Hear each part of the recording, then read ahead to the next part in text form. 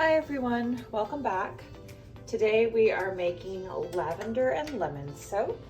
So we've got a couple of different things that you saw in the last video. So here is our melted oils, here is our lye and sodium lactate raw silk and powdered sugar mixture. Here is the remainder of the liquid and goat's milk, and here is our fragrance. Today the fragrance we are using is from Nature's Garden. This is their lemon lavender type. I'm not sure if you are familiar with it, but Yankee Candle makes this amazing fragrance that's called lemon lavender, and I am obsessed with it. So I decided to go ahead and give it a try, and we'll see how it soaps today. So first we've burped our stick blender. I'm now gonna add our part of our lye solution here. A lot of times I do a full replacement of my lye water with goat milk. I haven't for these as of yet, mostly for timing. I have to kind of work quickly when I do that. But if you watched my previous video, you'll know that I tend to stir a lot more than stick blend. And I also want to give this lye solution a second to interact with the melted oils. So when I do add the goat milk, it won't scorch. And not today, but soon, I promise I will do a video on what that looks like when it scorches, as it's hideous. So now that's been incorporated in, we're gonna head and add our goat milk. Yes, this is real goat's milk from our goats. If you are new to the channel and new to our brand, I have quite a few dairy goats, mostly Nigerian dwarf. Now, I'm not sure if you can really see it on the camera, but, oh yeah, you can, good. So see all these little bits of oil? This is how you know your batter isn't emulsified yet. And as I don't know how this behaves, I want it to really incorporate well, but I don't want to go to trace with my stick blender. So I'm going to go ahead and mix this a little bit longer, make sure all the actual oils that like to separate are blended in.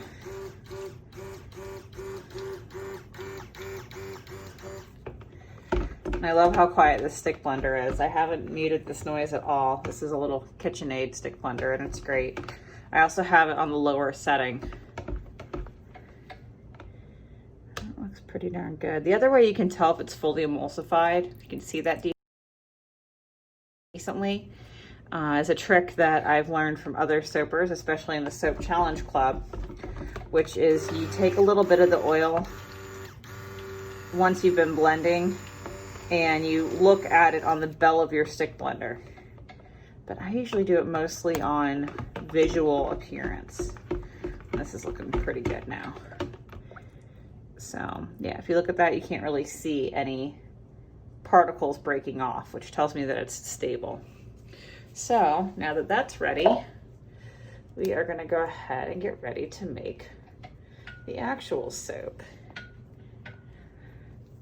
This recipe I'm using is one that I have modified over the years to be nice and smooth and easy to pour, well behaved. I call it my swirl recipe. If you've ever been here and I've given you a soap class, this is that swirl recipe. I am gonna add my colorants first. I love Nurture soap supplies. They are my favorite. This is a combination of Purple Vibrance and titanium dioxide. I get my titanium dioxide from Brambleberry because they have the oil soluble titanium dioxide, which I prefer over the water soluble. I don't like to risk glycerin rivers, especially when I'm already soaping at full liquid like I am with this particular recipe when I add all that goat's milk in. So I don't want to risk it any worse. Anyway, this is Purple Vibrance and Nurture soap. I have also added a little bit of their Super Sparkle. I wanted to kind of get a little interesting with this. I wanted to see if it would come through.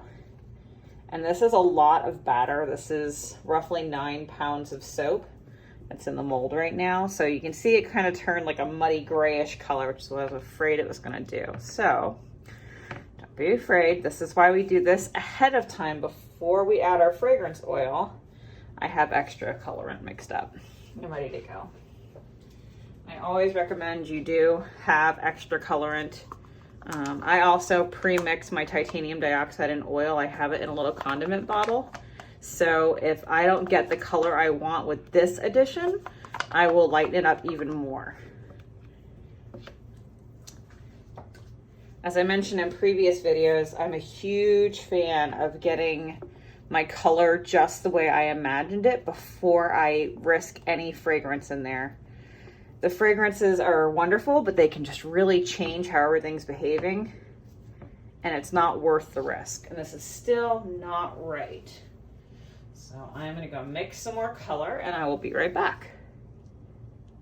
Okay, so I'm back. I just took a half a second there. One of the issues I have with titanium dioxide is that it tends to gray out purple. So when I'm trying to get a really light, lavendery, pretty purple color, I often have to fight this little bit of a gray look if you don't add enough in the right mix. So what I've gone and done, you can see that pretty purple, is I've mixed some of their Queen for a Day and their purple neon colorant from Nurture Soap, and I'm hoping that will lift it up. I also mixed it with a little bit of titanium dioxide, just a bit, because I still want it to be kind of a pastel-y purpley look. But now, since I've had to do it that way, and neons love to clump, I'm gonna give this a couple bounces with the stick blender and see if I can't fix this color. Much better. There we go.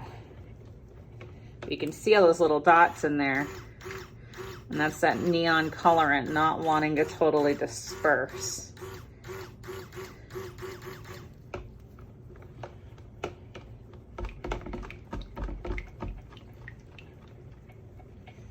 It's a good thing I'm only doing one color. I'm really blending this more than I normally do.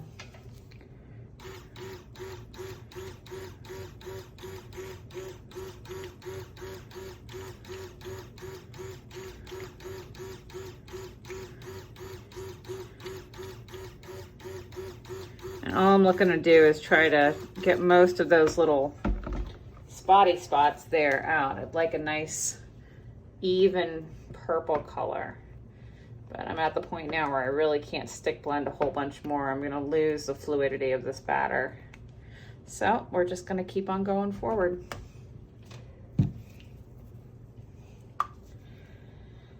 So today's soap design is utilizing my double batch mold from Workshop Heritage. That's this blue mold you see right next to me here. And we are gonna do lavender and lemon, or lemon and lavender, like I had mentioned at the beginning of this, but I've not used this fragrance before. And I've actually, of course, added a little bit of lemon essential oil and lavender essential oil to it. So I just don't know how it's gonna behave. So I'm gonna go ahead and pour some off over here. And A, it'll hopefully give me a chance to blend it a little bit better since it's in a smaller container. And B, I'm gonna test this fragrance and see if it wants to behave for me. Hopefully it does. Because if it doesn't, I'm gonna be super sad.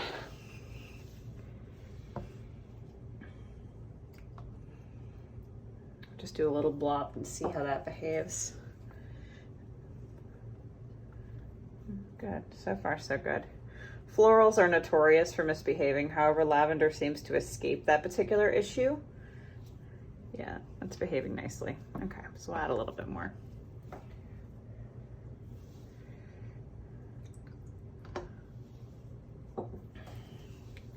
And if this behaves decently, then we'll add it to the whole batch. And what I'm looking for is I'm looking to see if it accelerates trace, if it rices, if it separates. Hopefully none of those things will happen. That's something that I really, really hate, but it does happen occasionally. And that's behaving pretty darn well. So that's great. So now I feel confident that I can add that to the rest of my batter. I think I mentioned before I'm a super messy soaper. I wasn't playing. I'm just gonna try to mix this just a little bit more and try to get rid of all those little neon spots. It's the only problem with neons. If they weren't so gosh darn great at adding all that amazing vibrant color, they almost wouldn't be worth it, but they do, so they are. So here we are. Good.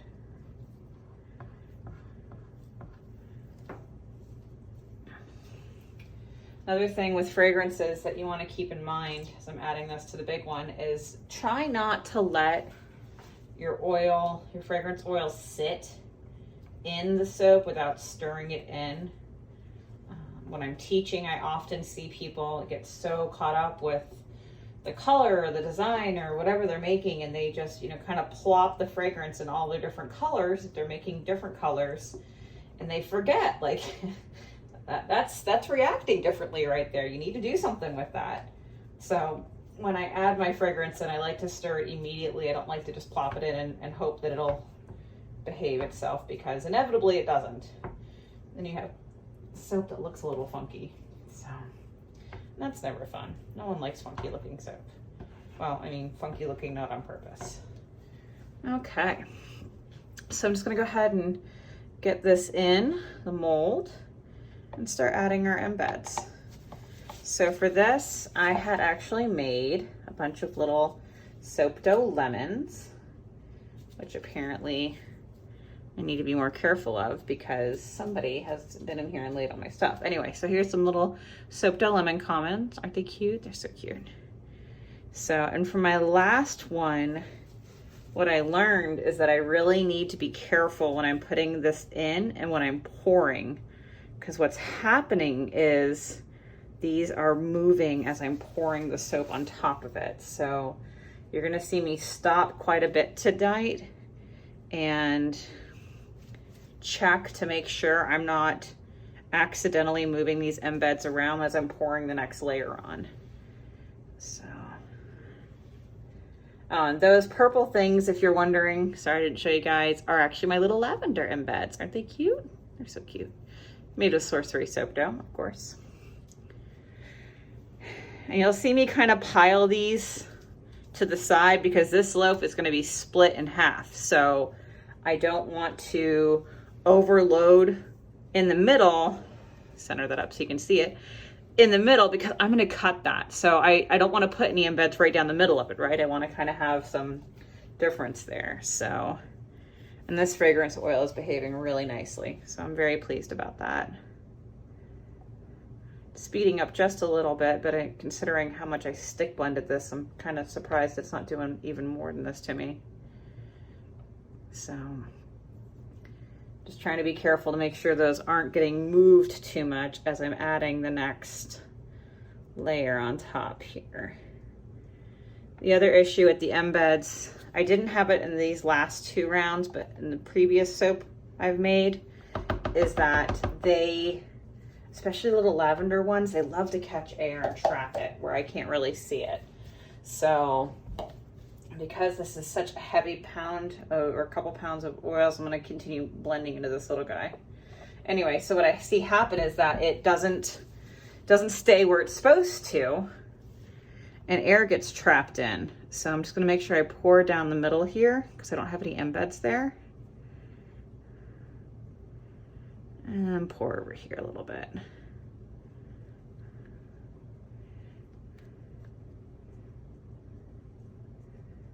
All right, let's add some more embeds. Keep going. Now the other side had more lemons initially, so I want to make sure I get both sides equally lemonified. And this smells super duper yummy, super duper scrumptious. It does smell like the candle to me. So hopefully that will continue as I'm making this. I just have some smaller pieces too, so I'm trying to use those as I'm going along here. And now we just keep going.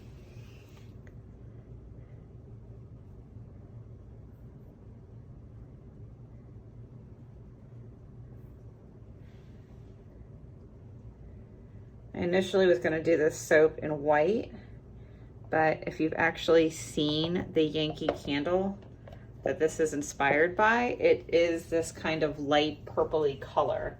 So I didn't want to get away from that. I wanted it to give a nod to its heritage, so to speak. I'll just add one or two here actually.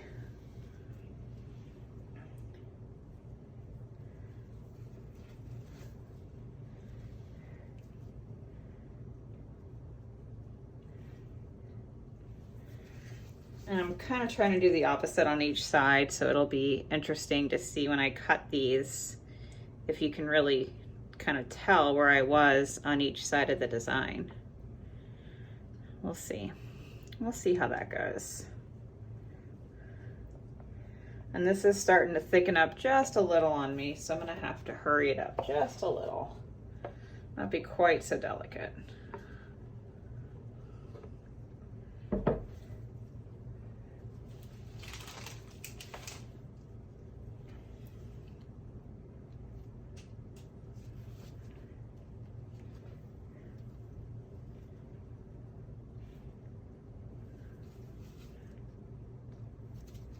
If you see me grabbing there, I apparently had not been as careful as I thought in keeping my cats out of here, and I had an errant cat here.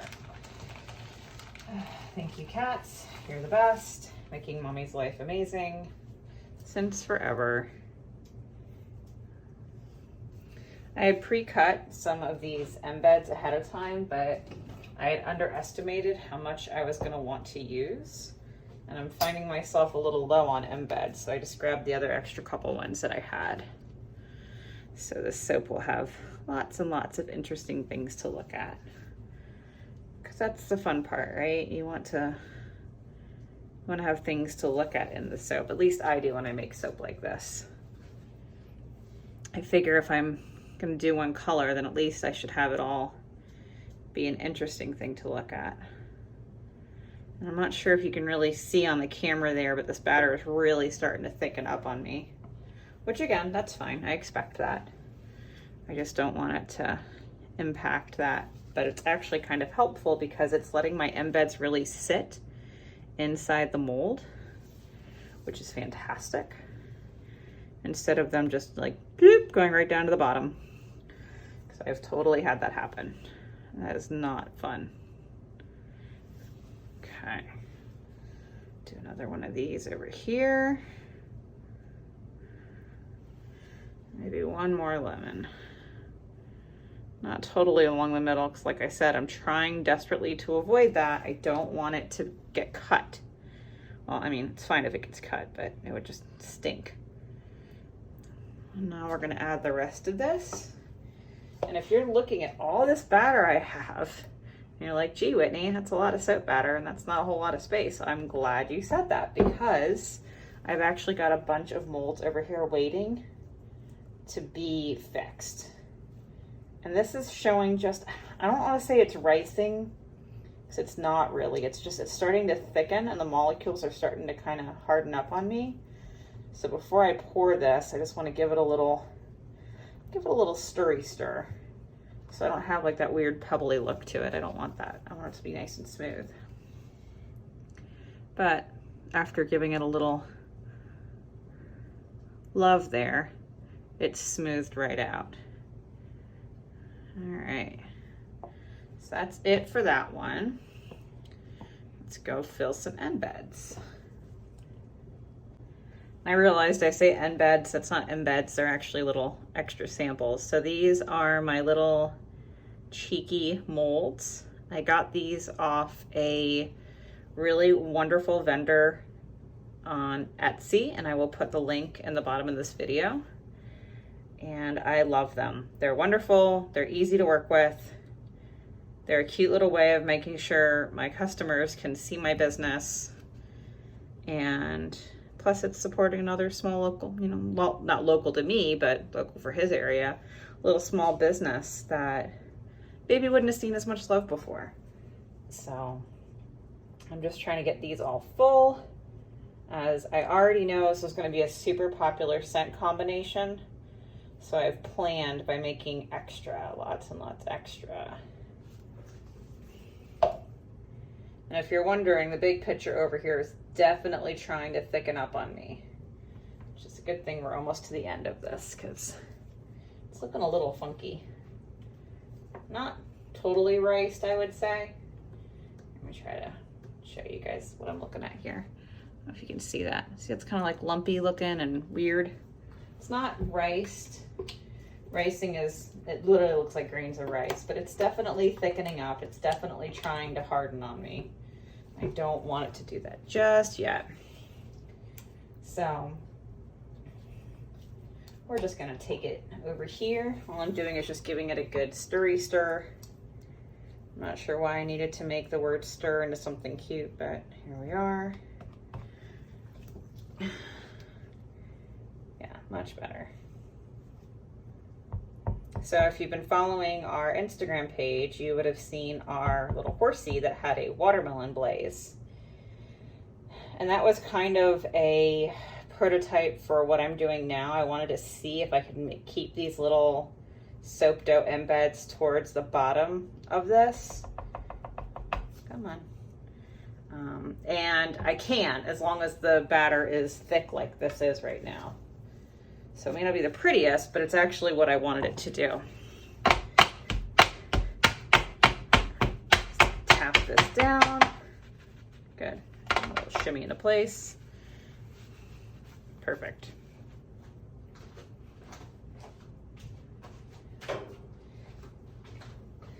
And some more horsies.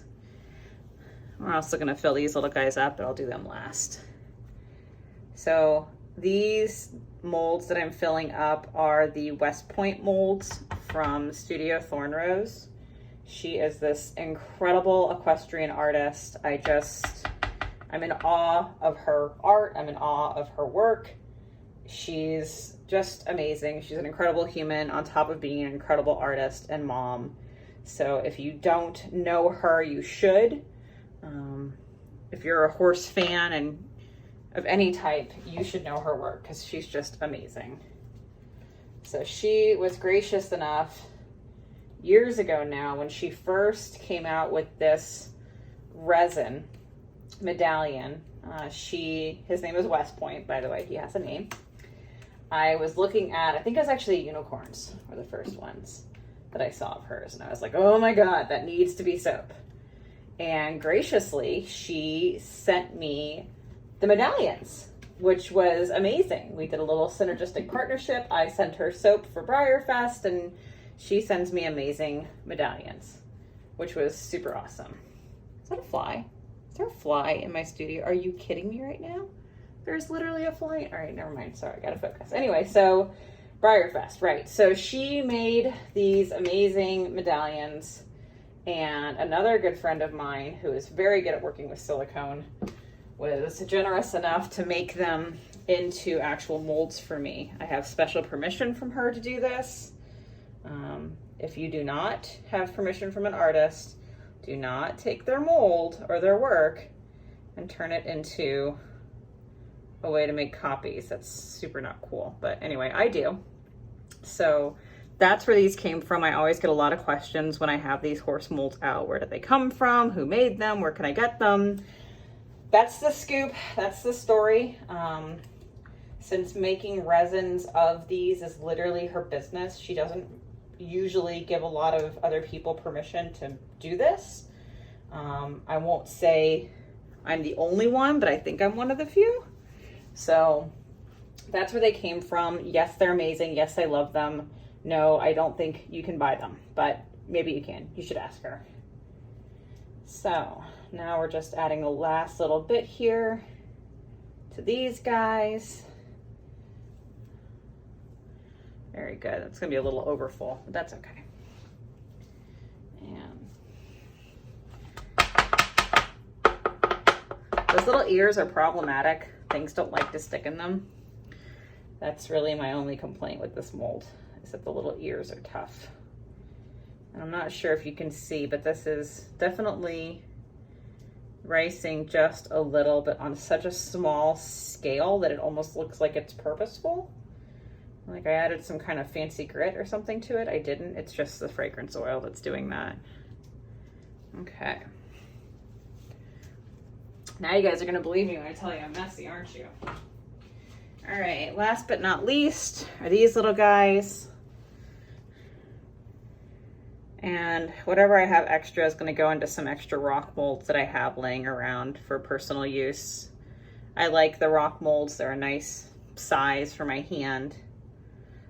They're just not as pretty as these little guys are. Ooh, these give me some hefty samples. This is really getting thick on me here.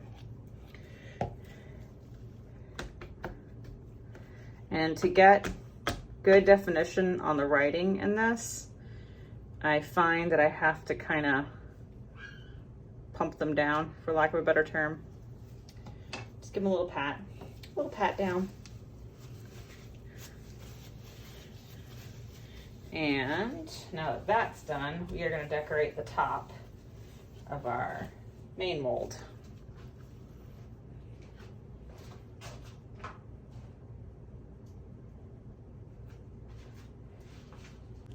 Okay, and we're back. And I am now just going to take my appropriately sized tweezers and just start tucking them in. Again, I don't really have a rhyme or reason for where I'm putting these. I just know that I don't want them to be directly down the center of the soap, because like we talked about earlier, that is going to be cut.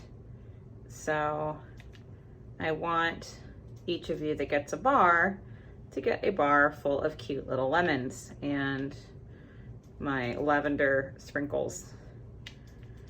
So if you have not seen how I make this particular shape, don't worry, I am currently re-editing my watermelon video that I made, which is the exact same technique that I made these lemons with, and my grapefruits and my oranges. It's not hard, it just takes a little bit of patience.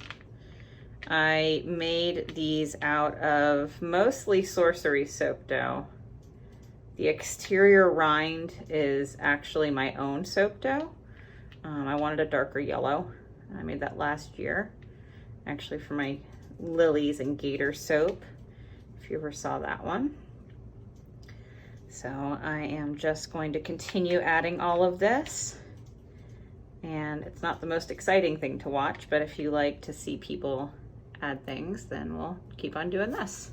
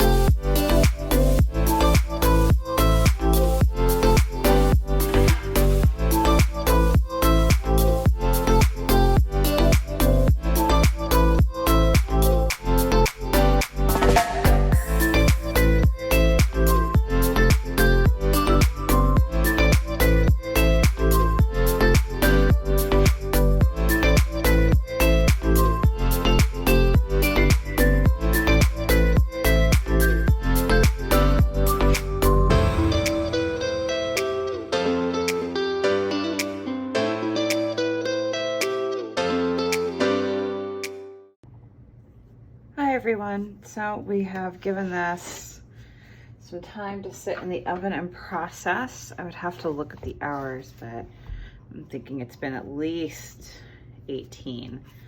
This fragrance oil actually set up pretty decently, so I didn't have to wait as long as I normally would.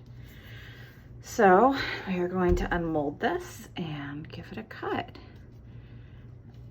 This mold is from Workshop Heritage, which I really like them. A, they give me good dimensions. B, the silicone is so soft that you can actually unmold it just like I'm doing here. And then it comes out like a nice little brick of soap. A couple air bubbles down here from the EMBEDS, but I'll give it a cut and see what we got.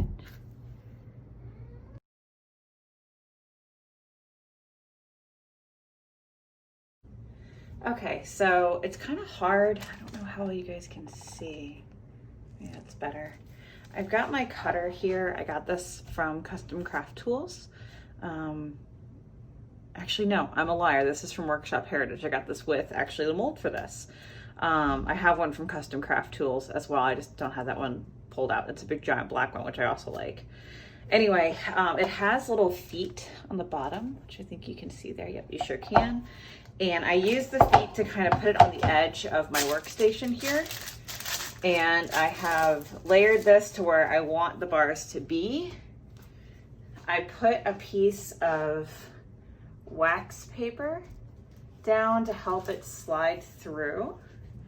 Set it where I want it, and then I just push through like so.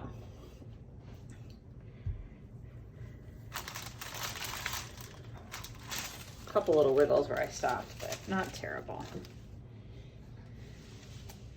And if you look at these, if you can see, it's still kind of warm on the inside.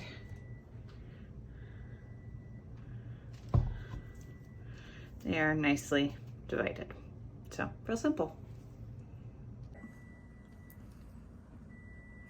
So I always do a little kind of skinny end test piece. Just saves me some planing off later on. Ooh, they look cute. Lemon Lavender. And I always wipe down each one. I do have a couple little air bubbles, but overall, I think it looks really cute. I was worried about that one at the top. That's okay, we can fix that later.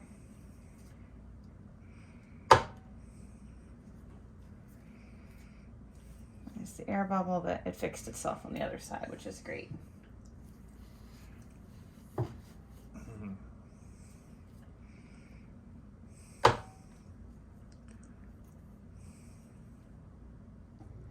And I've had people ask me about my planer and my beveler. I use this little one from, I think it's LILU Soap Tools. I'll put the link in the bottom. And I just really like the edge it gives. It's really clean. I like that it's all stainless steel and I can wash it in between bars of soap if they're really, you know, scrummy. Or I can even use it in between entire batches, obviously. But it's not hard to use. I'm gonna be careful, I'm squishing my EMBEDS. It's not hard to use. The soap just glides right through it. And minus the part where I'm squishing my EMBEDS. I have to touch the top again. So it just gives a nice beveled edge. I'm not actually gonna plane the edges of this one because I've learned when I have these EMBEDS and I plane it, they tend to get a little messy. So I'm just gonna leave it alone. I have a couple little ripples, but that's just part of being a handmade product. So this is the 5mm edge here, which I really like. I think it's really pretty. So I hope you enjoyed seeing that.